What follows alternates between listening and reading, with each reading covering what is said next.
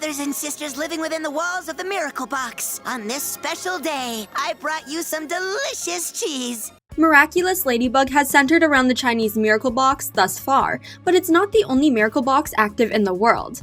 With Season 6 on the horizon and the promise of new heroes, I would find it strange if more Kwamis don't debut in future episodes, especially now that the Order of Guardians are on the move and trying to recover from a century within Feast's pocket dimension. An integral part of the series' formula since the second season is the introduction of new Miraculouses, their powers, and how they connect to their new wielders. I would expect this trend to continue, but for wielders in other parts of the world, like Brazil, Tokyo, and the United States, with new Miraculouses come new Kwamis, and in today's video, I'll discuss how the Kwamis old and new may interact. If you manage to contact Nuru, wish him a happy 3,500 cycles for me. We sure will, Waze. Number 1. Generational differences. Although all the Kwamis have existed for millennia, some have more experiences than others. The Chinese Miracle Box is our only output of reference, but I think it's safe to assume that Kwamis can go long stretches of time without leaving the Miracle Box and experiencing the world. As we learn from Suhan, the Order of Guardians are peculiar about the way they handle the Kwamis and their power. Most notably, Kwamis aren't permitted to frequent the world unless they have a designated wielder, which prevents them from triggering catastrophic events. The Order only find wielders when the world is in grave danger or needs specialized individuals to protect them. In the past, the 100 Years' War resulted in the Ladybug and Cat Miraculouses finding wielders, but on opposing ends of the conflict. In my opinion, this was done to create an equilibrium between the two forces, allowing luck and destruction to balance one another, preventing further disaster. Naturally, the two Miraculouses have new wielders centuries later due to Hawkmoth's plans.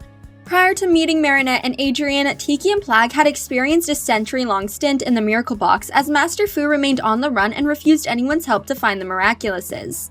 Since their release, they've had time to experience the modern world and become accustomed to the many advancements. However, some of their fellow Kwamis remain stuck in the past, even after Marinette chooses to free them from the Miracle Box.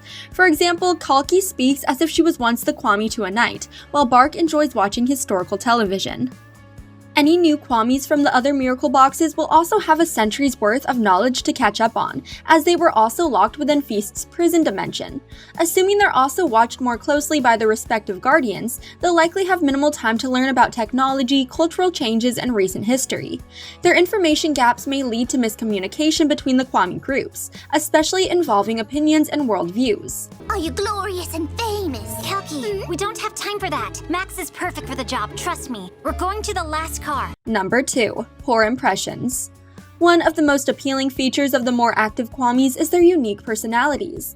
Plagg has a chip on his shoulder, Tiki is compassionate and wise, Sass is a natural leader, Shupu is a comedian, and so on. While they don't frequently take center stage in the series, their personalities are born from their former experiences and friendships. For example, Plagg's unwillingness to save Paris and form a bond with Adrien in the earlier seasons likely comes from bad experiences with a former wielder. These experiences have shaped his opinion and impacts how he interacts with others. Unfortunately, his past actions also influence how others view him. Master Fu is extremely hesitant to allow Plagg to roam without his wielder because he's caused numerous world-altering events. It would be hard to forgive someone for sinking Atlantis and driving the dinosaurs to extinction. Likewise, the Kwamis of the Chinese Miracle Box fear Tiki's cravings because they've witnessed how far she'll go for a sweet treat. As the Kwamis have coexisted since time began, long before they became tethered to Miraculouses, they likely have experiences with one another that influences their relationships. If they go centuries without seeing one another or living on Earth together, there isn't much time for them to overcome their differences or better their relationships. I wouldn't be surprised if Kwamis from other Miracle Boxes have feuds, rivalries, or bad impressions of characters like Plagg or Shupu, who are notorious for causing chaos. My name is Trix, and I'm your Kwami. My Kwami? I know, you're what gives superheroes their superpowers, right? Number 3. Complementary abilities. The Kwamis have the ability to unify with one another, meaning their abilities can be used simultaneously. However, using multiple Miraculouses at the same time causes significant harm to the wielder, impacting their physical health and mental stability.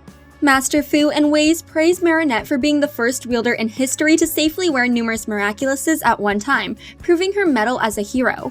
However, many of these abilities don't complement one another and act as standalone skills. For example, when Adrien wields the cat and snake Miraculouses, there is no cohesion between the powers or his costume. However, since the Miraculouses represent concepts, there could be Kwamis from other Miracle Boxes that complement the Kwamis we already know. I'm certain that there's a Kwami that represents strength, allowing their wielder the ability to move heavy objects or withstand debilitating attacks. A power like this would complement Stomp, as they've already granted their wielder invulnerability. Additionally, a Kwami with healing capabilities would work well with Waze and the Turtle Miraculous, as they could heal and tend to allies in the middle of an active battlefield. It's unknown if Kwamis from different Miracle Boxes can unify. The main obstacle for doing so was likely due to being in different regions in the world or being active during different time periods. However, if the series isn't ready to introduce new Miraculous wielders, they could still introduce new Kwamis by allowing Ladybug and her teammates to double up on Miraculouses during dire circumstances. With a specially crafted superpower designed to protect Cat Noir and I, unify. Number 4. Opposing concepts. In the same way that old and new Kwamis may complement one another, there should be Kwamis who should represent opposition. Since the Kwamis represent abstract concepts like intuition, admiration, and evolution, there are likely hundreds of Kwamis we don't know about, and even more without connections to the Miraculouses. However, of the few who chose to help humanity and become corporeal beings, I expect some opposite concepts to exist within the Miraculous boxes, similar to Tiki and Plag, who already represent the opposing themes of creation and destruction. For example, the Monkey Miraculous represents derision, a concept that embodies ridicule and mockery. There is likely another Miraculous that represents opposing themes, with a Kwami that preaches order, structure, and stability. The Fox Miraculous is about illusions, creating lies and deceptions out of thin air. In contrast, truth is a very strong concept that many people value, meaning there is undoubtedly a Kwami that's more honest and forthcoming than most. I doubt these abilities would complement one another or that the Kwamis could coexist peacefully without getting into trouble.